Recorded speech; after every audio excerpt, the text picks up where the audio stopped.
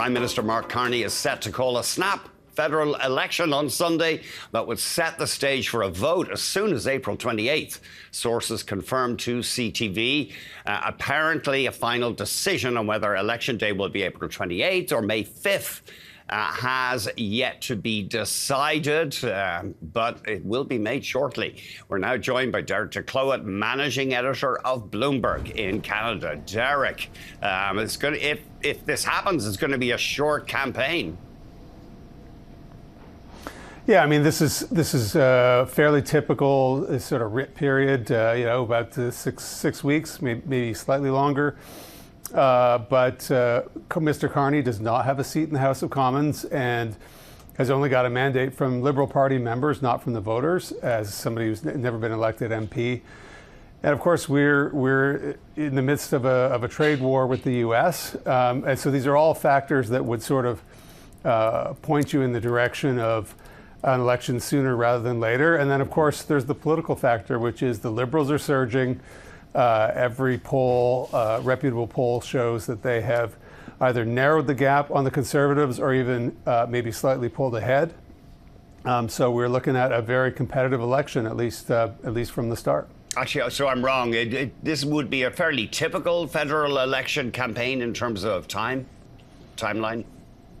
Yeah, I mean, there have been some longer ones. It does vary. In 2015, we had a somewhat longer campaign, but it's not uncommon for it to be 6 weeks to 2 months for that period. And really, you could say that the election's already started. We're already in campaign mode, even if it's not officially begun. You're seeing lots of advertising. The Conservatives have a pretty significant financial advantage that they are trying to use to brand Carney with television and other advertising. The Liberals have less money, but they're also starting to roll out their messaging against Pierre Poilievre. So yeah, it's game on.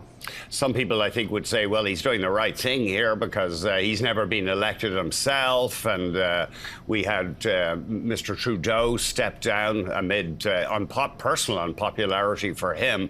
And perhaps the election is right with these massive challenges facing the country.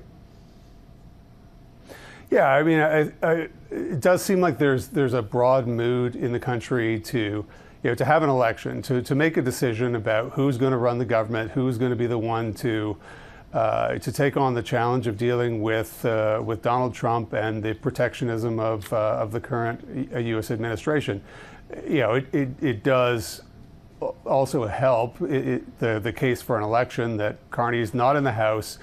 And so, of course, if he called the House back, the Liberals would either lose a non-confidence vote, or they would have to suffer the embarrassment of not having the Prime Minister being able to sit there. So there are any number of reasons to do this now rather than waiting until the fall. And it seems like that decision is made, even if the specific election day is maybe still a little bit up in the air. And it's going to be interesting, isn't it? Will nationalism or foreign relations, will they be central to the election, I wonder?